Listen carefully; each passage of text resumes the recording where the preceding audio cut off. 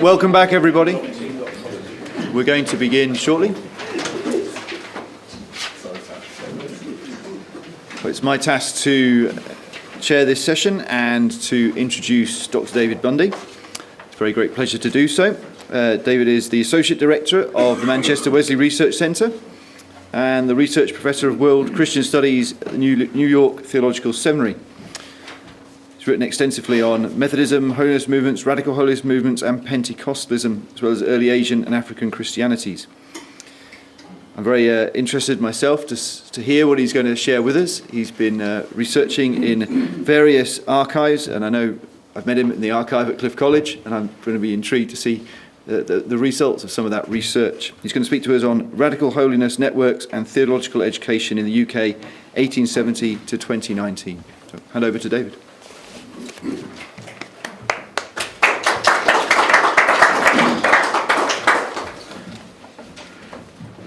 Thank you. While for many of you it may feel painfully tedious to hear lots of new names, I'm suspecting at least several of you will not have heard of all the people I'm going to mention or places. A few months ago I hadn't heard of them either, so there we go.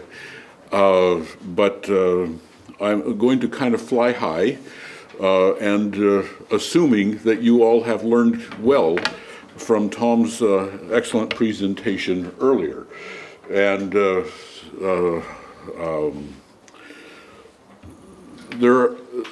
theological education among radical holiness networks in the UK may seem like an oxymoron to many people both inside the movement and outside, or outside the networks and outside. Movement, I'm not so sure. Networks, yes. There are two studies that have been published that relate to all of this. One is C. David Harley's book on All Nations Christian College and its constituent institutions, in which he argues that theological education and mission education began in the UK among these groups after the Edinburgh Conference of 1910. The other volume by Graham Cheeseman insists that the models of what he calls the Bible College movement in the UK were Harley College, which was one of the antecedents of Cliff, and founded by H. Grattan Guinness Harley College, founded by H. Grattan Guinness, and the Glasgow Bible Training Institute that were modeled, he says, after Moody's Bible Institute in Chicago. What I'm going to argue today is that the models for for theological education in the radical holiness networks were much more diverse and need to be seen in a wider scale, which you've also experienced a wee bit in Tom's presentation. The sources for this study are the archives of the institutions where they exist, periodical publications which are complicated but very useful, insider histories of institutions which usually focus on one institution, secular newspapers, and I thank goodness every day for the British Library's periodical database. Documents, going on to definitional issues. There are three definitional issues that need to be explored just from my wee title. One is, what were these radical holiness networks? Two, what was theological education? And thirdly, why 1870? Now, some of you have had the fortune or misfortune of having me describe what the radical holiness networks are, in my estimation. And to those of you who've suffered through this once, I apologize, but I think it's important to get us all more or less on a page. And here I'm differing from Tom, who is pointing out, refer to these as holiness movements. But there's a wee problem, and that is what happens when the Methodists lose the monopoly on sanctification. And only two of the people mentioned in the list by Tom had any association with Methodists, and that may be not definitive for their experience or for the way they lived their lives afterward. So who were these people, and how do you describe this wee gap? The radical holiness networks, that term is used here to denote a particular phenomenon that develops across the world 1870 to 1920, and which have been continued in institutional form, including here at Nazarene Theological College. They had diverse understandings of holiness, variously incorporating Moravian, Methodist, Brethren, Quaker, and Reformed understandings of holiness. It was accompanied and often validated by a religious experience described as baptism of the Holy Spirit, sanctification, entire sanctification, and an entire long list of terms like that. Crucially for them, the Pentecost narratives of the book of Acts were normative. The Gospels and the rest of the Acts were of secondary importance, providing data on how this Pentecost life is to be lived. It was an effort to bracket, not reject, the history of Christianity, returning to the model of Jesus and the apostles, when, as they generally agreed, the church had integrity and meaning as well as evangelistic and social power. These they hoped, and this understanding of the Gospels and of the Christian tradition, they hoped, would enable Christians to transcend the things that divided them. Ecclesiastical barriers, nationalist barriers, race, class, gender, as well as the divide between lay and clergy. And it also gave them the tacit permission to experiment theologically, which they did with enthusiasm. And they developed what I would consider almost an alternative creed. And you'll notice that while there are some Methodists who are part of this, who would subscribe to all or part of this, most of Methodism never did. The conversion were still in gear. Baptism of the Holy Spirit, okay, more or less. A ministry of women, more or less equal in theory, not so much so in practice, as the photographs show. By the 1920s, the holiness movements had conformed to the pressures from outside, restricting the role of women in institutions. And only when this larger society opened up were the institutions able to open up. They argued for the transformation of society, ministry to the poor, healing by faith, which Methodists were never that enthusiastic about, self-supporting in faith mission, which they understood to be to nominal Christians and to non-Christians alike. To them, a pagan was a pagan whether they went to church or not. They also had a determined view of eschatology. In the UK, that was normally premillennial. But there were also various folks who were universalists, like William Crossley here in Manchester, Cooper Temples down in Broadlands near Southampton, and a whole wide variety of other folk. It was an informal creed that held these loosely organized networks together. And these networks were variably strong and fragile, open and closed, and always changing. You might be a hero today and nobody could be coming to your church tomorrow because everything depended on your last few words. The second term I need to refer to, define, is theological education. Now, this term is used somewhat loosely because the purposes and outcomes and context of the radical holiness networks change so radically over time and even over a month. Therefore, this term will with regard to these networks, encompasses any effort to provide training for evangelists, clergy, missioners, and missionaries. Thus, everything from Oxford and Cambridge universities to training homes, healing homes, and Bible schools.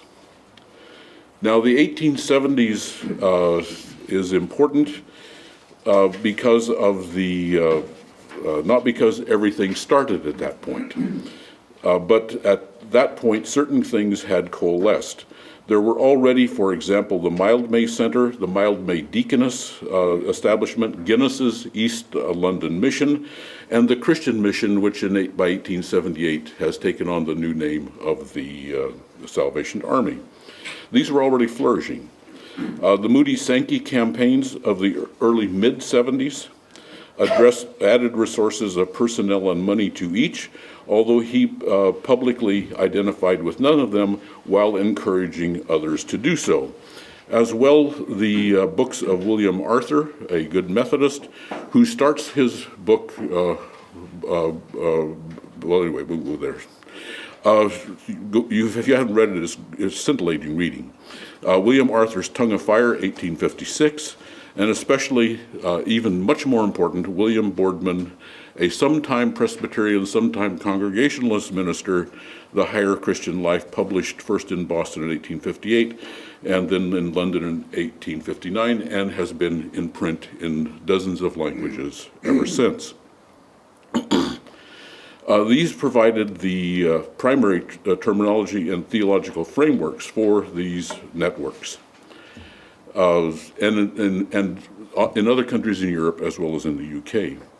Looking back, it is difficult to imagine how the radical holiness networks of the early period included the aristocracy, the Cooper Temples, later Mount Temples, the Radstocks, Shaftesbury, Blackwood, industrialists such as Rowntrees, Cadburys, Coreys, and Crossleys, clergy like William Arthur, Thornley Smith, Hugh Price Hughes, Mark Guy Pearce, just to mention a few of the Methodist folks, and reformers including Josephine Butler, Elise Hopkins, and the Pankhursts.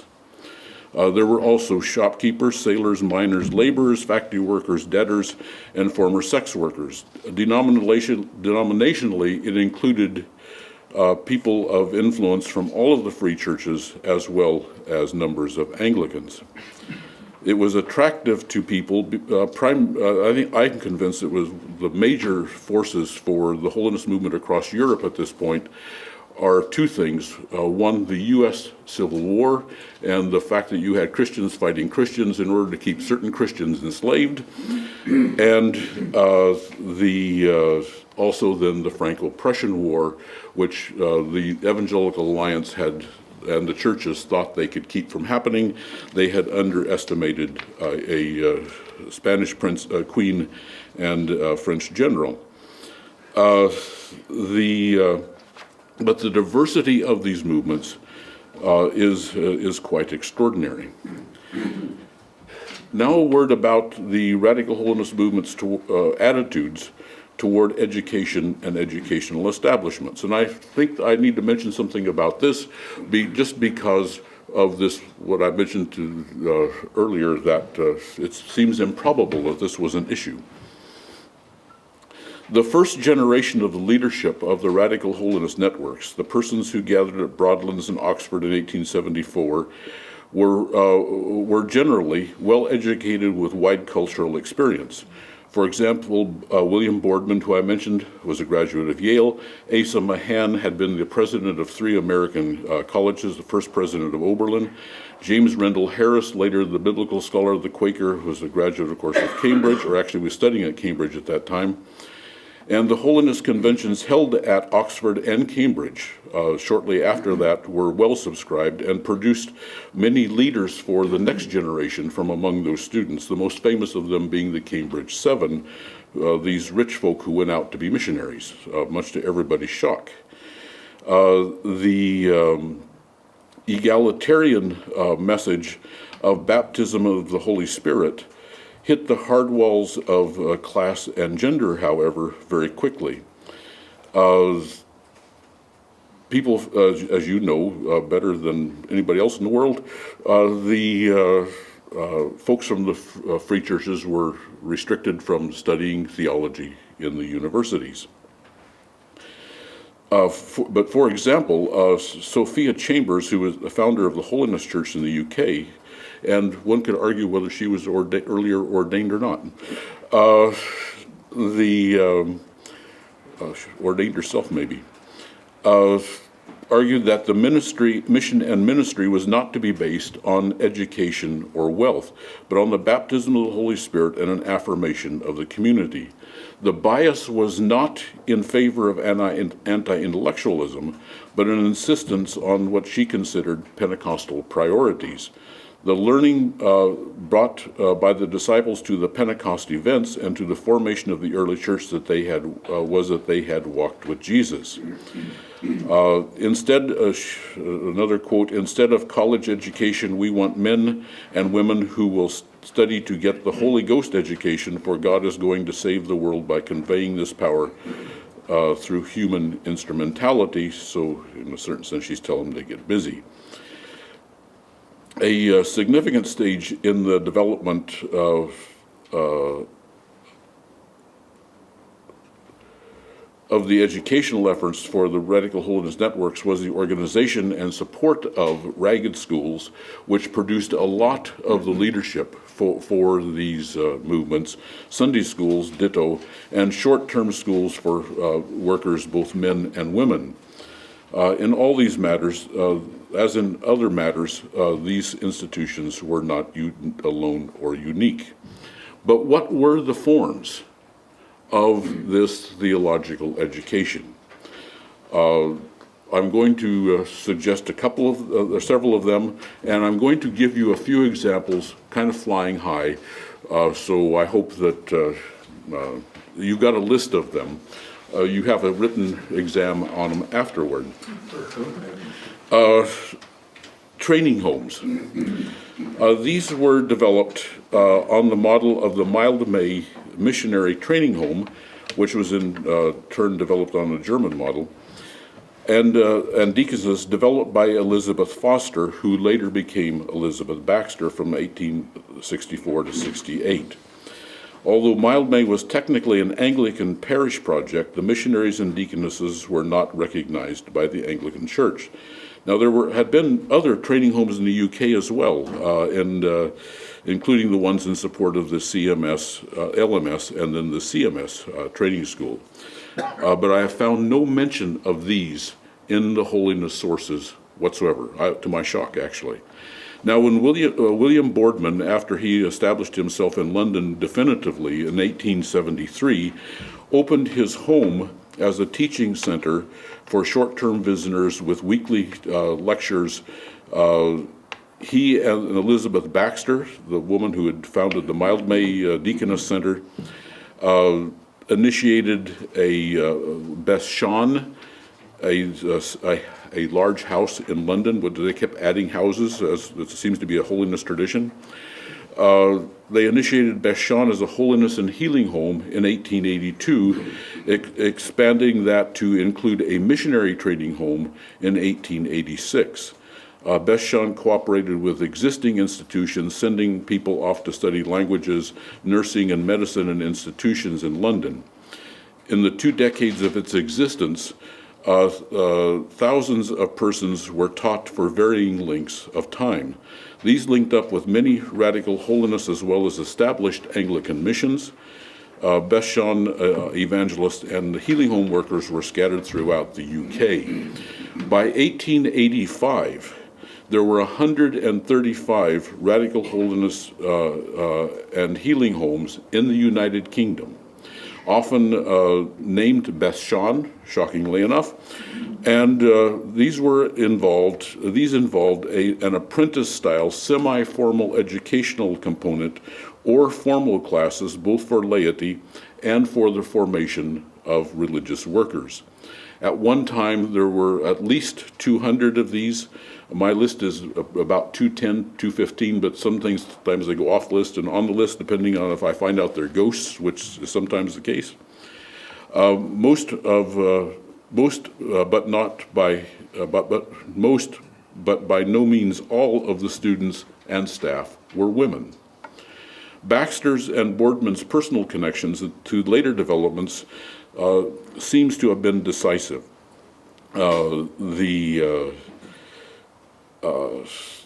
and the curricula that develop in these places reflect his.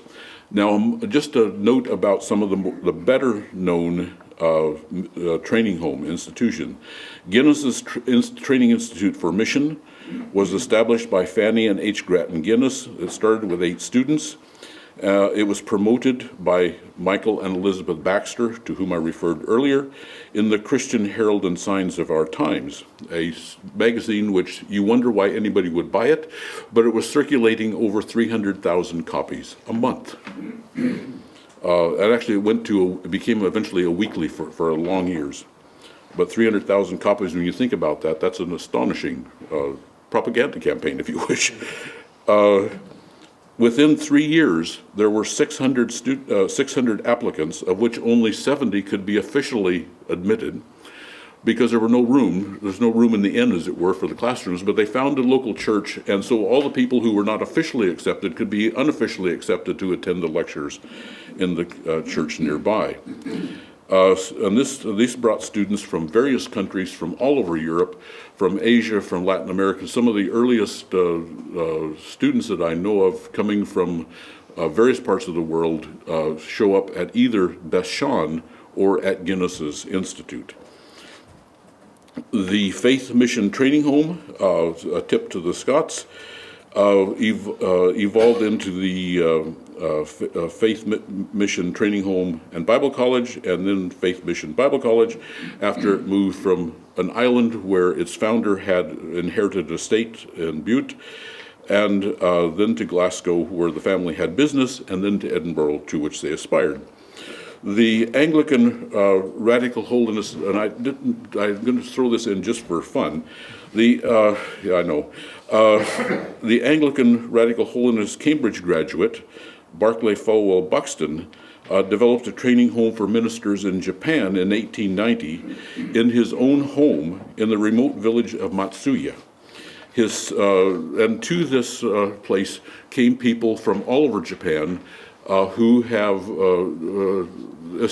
there's now an important theological tradition within Japan of Buxtonism, which in a sense is continuing his story and his teaching there that was done in this remote village in his home, where people came and lived and studied with him in various amounts of time, including the founders of the Free Methodist Church Salvation Army, Kagawa, who is more known to other folk in this part of the world, and it just goes on through who's who of folks in Japan. His son, after having been wounded in the military, decided he was a little bit tired of all these pansy religious folks, and so he started a missionary training colony, incorporating what was left of Harley College, of Guinness's project, after the Guinness children had gone off to be missionaries, and his daughter, who was a really clever one, died, in the family home at Isnay. After World War II, he got over the military part and worked to facilitate the merger of all these institutions into what is now All Nations Christian College, which ended up housed in the Buxton Isnay mansion where Barclay Falwell Buxton had lived, near Ware in 1964. The All Nations Christian College is not often thought of as part of this network, but as you look at who is teaching there and who is going, and the curriculum is clearly part of these radical holiness networks all the way up into the 70s. Richard Reeder Harris, founder of Speak Hall in London and of the Pentecostal League of Prayer, appears to have established a women workers' home, which was there was no curriculum published, but it was appeared to be on-the-job training. And it's important that to note that most of his branches throughout the UK of this Pentecostal League of Prayer were run by women. And these were kind of like small churches within your Anglican parish of anywhere from 10 to 100 or more people who would be under the leadership of one of these Anglican women. So in a sense, they were, Anglican pastors before their times. The China Inland Mission Training School replaced that of Mildmay, and it was established by Henrietta Soltau, who is from a famous Brethren family. The brethren are extremely important for this whole Radical Holiness network and have an influence around the world through it. The Olives Training Home was founded and run by Mrs. Bannister and Kay Butler. I don't know if Kay, which is an initial, is a male or female. I assume it's a woman. And the primary client appears to have been the Algiers Mission Band, led by Lilius Trotter, whose archives are now at the SOAS in London. There's one that I love because it's so, you think Olives is ephemeral. Miss Camp's Missionary Training Home in Bristol trained missionaries for various organizations, including the Africa Inland Mission that was founded by the Guinnesses, but also for the North Africa Mission and a variety of other groups.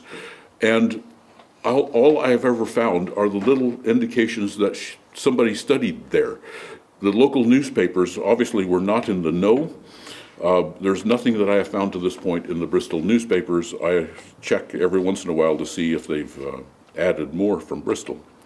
The Salvation Army, about which we're going to hear more a bit later, developed separate training homes for men and women in 1880. These institutions were intended to train persons for the Salvation Army. They appear not to have cooperated so much with other Radical Holiness Network institutions. Thomas Champness's Joyful News Training School and Home and Mission will be familiar to you, as well as Clegg's and the Joyful News Female Evangelistic Band, but also Joseph Odell's Evangelist Home in Birmingham. This primitive Methodist project is also clearly part of these networks. Now, the second second influence was that of Moody and the Moody Bible Institute. And from that comes primarily the Bible Training Institute at Glasgow. But even then, they fudged on the curriculum. They made it much more practically oriented than the one in Chicago. The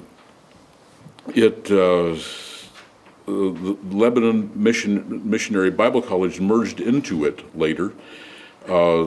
D.W. Lambert, who had been at Cliff, designed, I think, this college to, this is naughty, to resemble Cliff College in the 1920s. He was disappointed that trekking, where you saw the pictures of these guys going out with their tent and preaching in the highways, the trekking had kind of gone down, and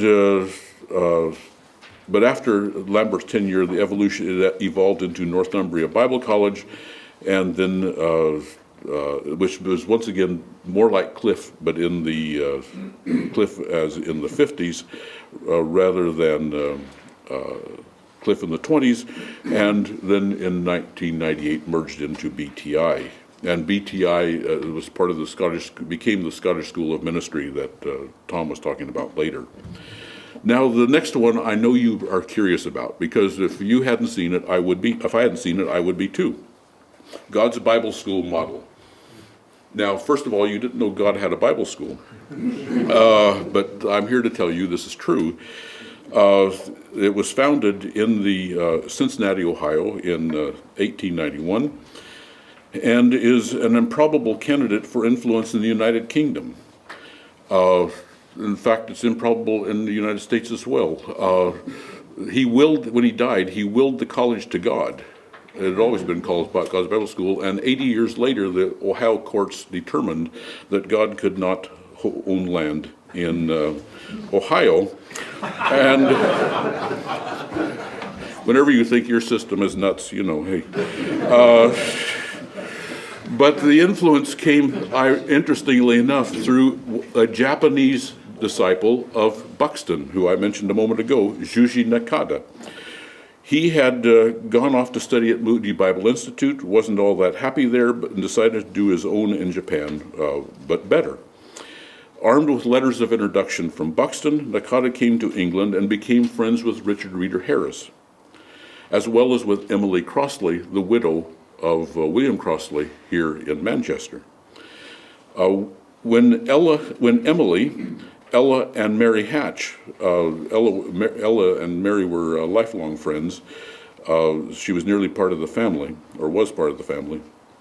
when they decided to establish their Bible school at Star Hall here in Manchester, they went on a little trip, a fact-finding trip, to see how this was being done other places. And they went to visit Nakada's Bible School in Tokyo.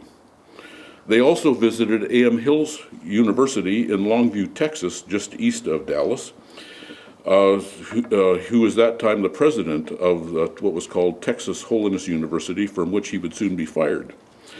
There was also a visit to Moody, but when the structure and curriculum of Star Hall Bible School was established, it was on the model of God's Bible School in Cincinnati and Nakada's Holiness Bible School in Tokyo.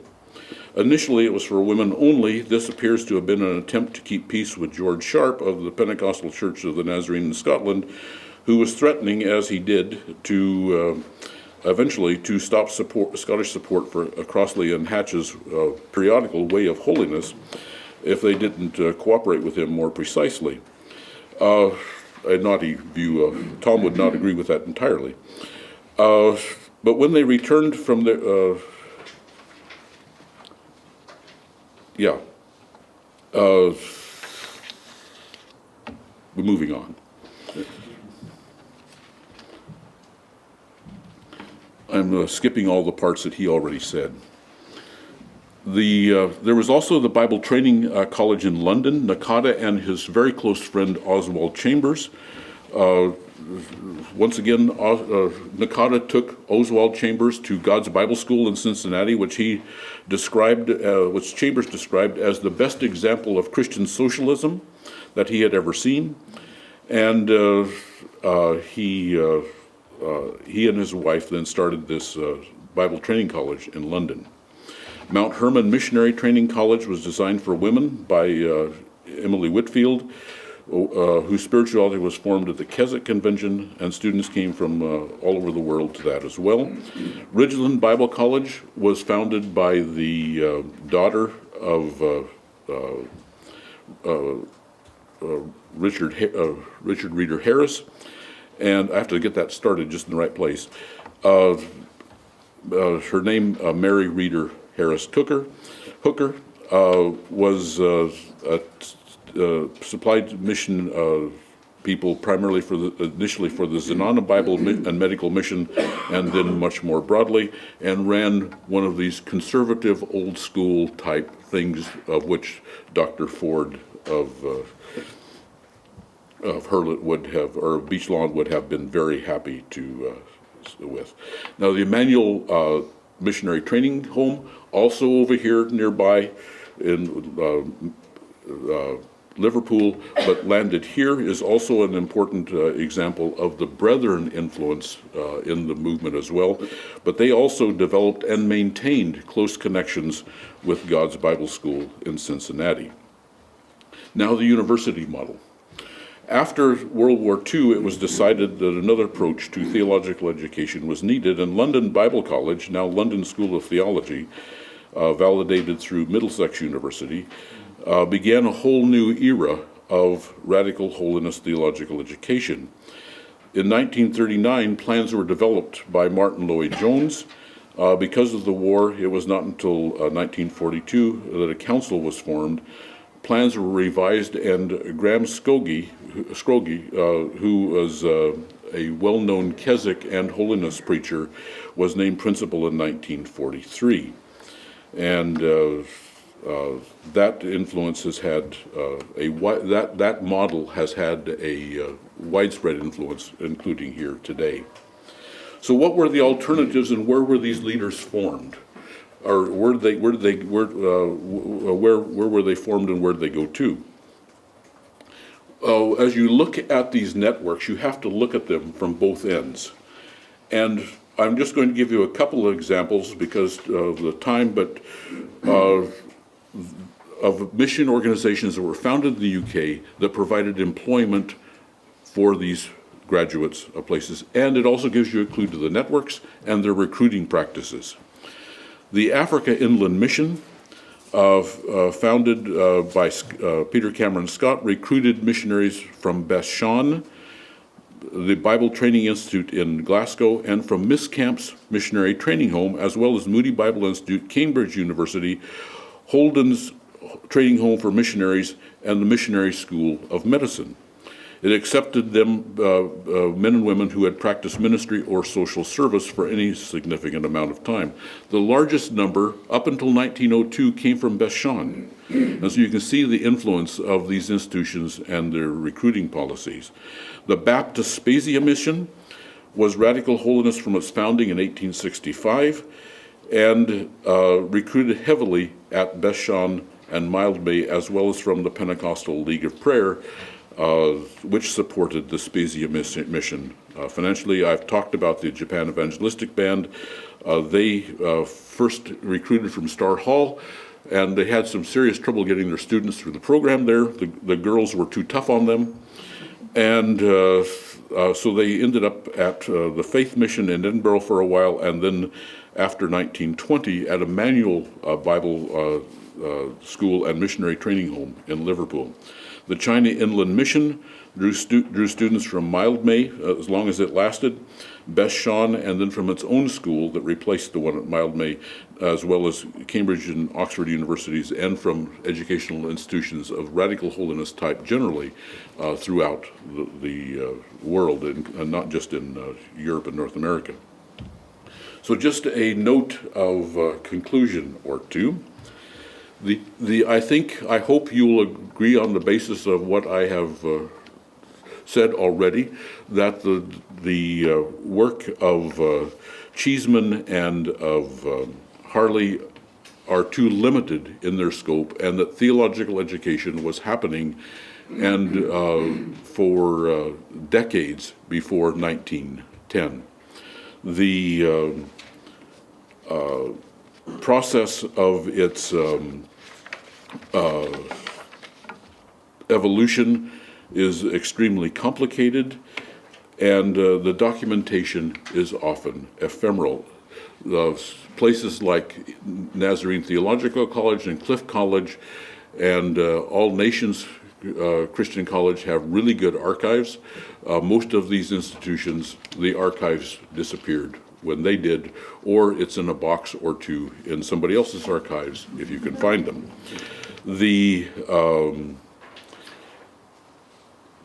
Most of these places were dependent on a charismatic individual, which was a serious weakness for their longevity. The economics, as you heard with regard to Nazarene Theological College, were iffy, to say the least. And part of that was because after the war in 1920, most of the wealthy people were no longer interested in the holiness networks. They were having troubles of their own adjusting to the new post-war thing. The other thing is that the two world wars led to a shortage of men in the networks and a decrease in the optimistic faith among the survivors. This lack of optimism in the radical holiness networks was rekindled briefly during the charismatic movement, and almost every of the surviving institutions that have had to make their peace with the results of that tradition as well. So thank you for hearing me out, and look forward to your questions.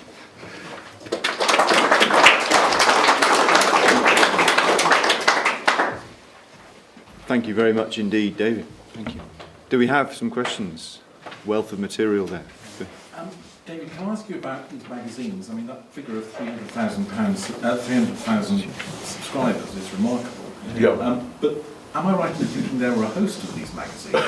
Yes. And the only one I know about is Jesse Penn Lewis's The Overcomer, which is, but that is translated into Swedish, into Russian, into Dutch. Yes.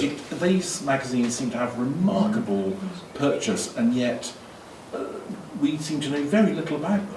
Yes, I'm working on this very problem. Right. And just to tell a story on myself, 3 years ago, I arrived here with this as my research project. The Radical Holiness movements to limit the damage. I did it 1870, 1920. Right. And I had a list of 11 periodicals. I thought, by golly, I get through these things, I'm going to be okay. Well, my bibliography is now 12 pages, single-spaced, of titles with bibliographic information. And I haven't counted them recently, but it's in the hundreds. I mean, the Salvation Army alone, worldwide, has, I don't know, who knows it? I mean, I don't know if anybody, a Salvationist knows, but hundreds of them. And already very early, they were in the 70s, 80s, and 90s of separate titles. And as you point out, this stuff goes everywhere. Because of Brexit, I'm in Paris this fall, working on... In exile. I'm in exile.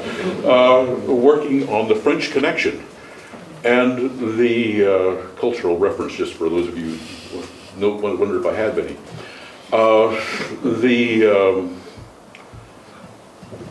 And I'm stunned there to find the connections. And I just was in an archive down in the south of England this past 3 days, looking at French-English connections and the periodicals and who's doing what. And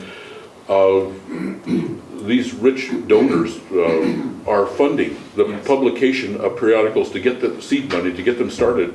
And some of these periodicals are still going strong all over the continent. Well, I think I'm right in saying Jesse Penn Lewis's The Overcomer is funded by Russian aristocrats, Dutch church. I mean, the sources of money seem to be extraordinary. Well, they are, and I just, kind of by luck, I was, a year ago, I walked along the Seine in France and I saw a book. And the reason I bought it was because I knew André was the family that founded what is now BNP, the bank in France. And I visited their mansion, or the mansion of one of the people who inherited money. And it's a wonderful museum in Paris. But I bought this book, and I opened it up, and there's Radstock, Lord Radstock. And there's all these other people. I think, oh my God, now what? Well, I've discovered there was this whole network within France that it will never show up in a French history or theology or history book of Protestantism in France, even though we're Reformed people, Free Church people, Methodists, and everybody all involved in it together, and with money from there, with money from her, Henrietta, and people like Radstock, the rich Russian immigrants who were a large community in Paris, as they still are, who became Holiness folk and started what becomes a major movement in Russia, where so many of them that when they're blamed for the 1905 revolution, arguably 1.5 million of them were killed. And the archives are now in Birmingham because the Pashko family eventually got them there. So this thing becomes a worldwide phenomenon, and the Bombay Guardian was a newspaper, Holiness newspaper in Bombay, that I've seen figures printed in various fascicles that I've so far seen, where it's doing 15,000, 20,000 in the early years. And then in the later years, some of those I haven't seen yet. But I know the number was increasing because literacy for English was increasing within India at that point. So anyway, it's a really phenomenal kind of impact. We've got time for maybe one more question if anybody would like to ask. Sorry, I'll try to keep the answer short. Very quick point about the Salvation Army. You're right about the abundance of literature, all sorts of different titles. Yeah. Exacerbated the difficulty by the fact that you might think the war cry is the war cry, but even in the United States, the war cry, there are different territories. Yes. They are different publications. Yes. So you look at one, you're thinking you look at the war cry. You're not actually. In India, they are very resonant of the national era as well. So it is a hugely massive area of study. Oh, yeah. All these different... Nobody, to my knowledge, there is one, I'd love you to tell me about it, as to my knowledge, established even a bibliography of all of these different international publications. That may exist. I hope talk to Roger Green or... Yeah, well, I've talked with him. Well, perhaps it's a PhD for Stephen. Change your subject, would you? With that immense challenge, I think we'll pause. Thank you very much indeed, David, for the simulation.